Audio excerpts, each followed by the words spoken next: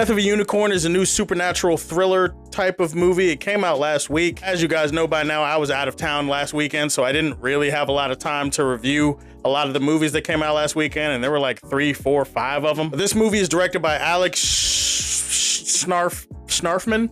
Snarfell. This film has a pretty good cast. Jenny Ortega, Paul Rudd, Richard Grant, T. Leone, Will Poulter, among other people. Pretty hard-hitting cast here. When a father and a daughter accidentally run over a unicorn on their way to this business retreat, his boss suddenly wants to take the unicorn and like put it through a bunch of tests and try to strip it of its curative resources or whatever. That leads to a bunch of horrific results and a lot of danger for the principal characters in this movie. Thus, we have a unicorn movie. I always thought this was going to be one of the more interesting, weirder type of movies. A24 obviously always like has that kind of track record with movies like this. I like the concept of unicorns like being a real thing and then them like graphically murdering people for an entire movie. One of the first things I want to single out is the design. The creature design for the unicorns in this movie is actually pretty A1. I like the way the unicorns look. I like the CGI for most of them. I think it's pretty well done overall. I like the fact that their design coincides with some pretty interesting unicorn lore in this movie. One of the things that I do like that the movie establishes is that unicorns are not necessarily horses with pointy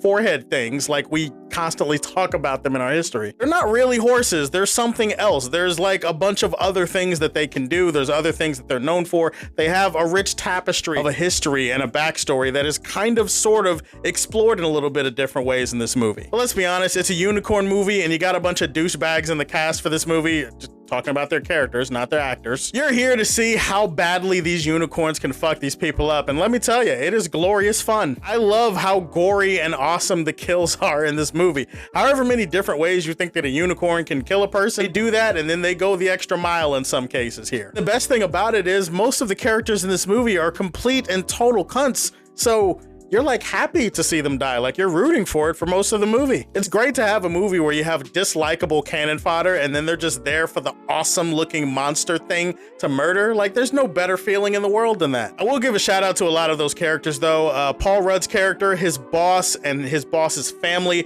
they're the ones that spend a lot of time together in this movie. It's Richard Grant and T. Leone and Will Poulter and a bunch of other people. They're very eccentric, they're very wealthy, very egotistic, and they're just kind of they're fun characters to have in a movie like this. Jenny Ortega, unfortunately, gets typecast as like the same type of character a lot, and I'm not gonna lie, her character is a little bit on the boring side in this movie, but the performance is good enough that it mostly makes up for it. There is a father-daughter story here that is a little bit clunkily handled, but at the end, I like where it ended up. It's a very simple plot, and it's a very simple story about a father and a daughter trying to reconnect in the middle of all that. I gotta say I was entertained. I think most people are gonna be. I think I wanted to love this movie a lot more than I actually ended up loving it. I can't help but walk out of the theater watching this movie and go, could have been better. The character work in this movie is wildly inconsistent or non-existent depending on who you're talking about. I already mentioned the cannon fodder characters. There's not a lot of depth. There's not a lot of extra stuff given to them as people. They're just kind of the evil, wealthy douches and they're supposed to die. Cool, I guess this movie has that. That's fine. Like I mentioned earlier, Jenny Ortega's character, she's the character you're supposed to root for. I feel like that's a big part of her arc in this movie, obviously, is the relationship between her and her father. I just feel like the movie could have done a better job at making her and her father more interesting people, making them more compelling as characters. It kind of feels like these characters are not given a lot throughout the entire movie, and then towards the end is when the movie finally is like, oh shit, you know what?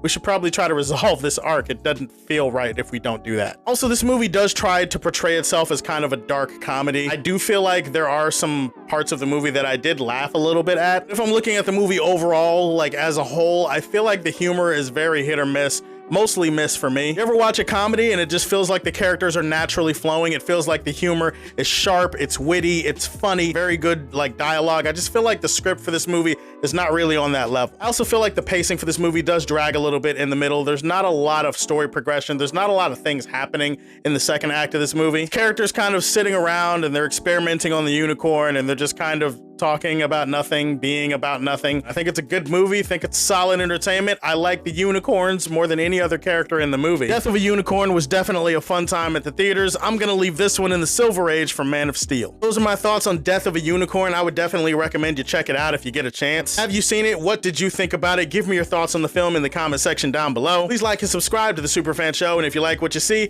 tell me how you feel, and stay tuned to hear more from the Man of Steel. Peace.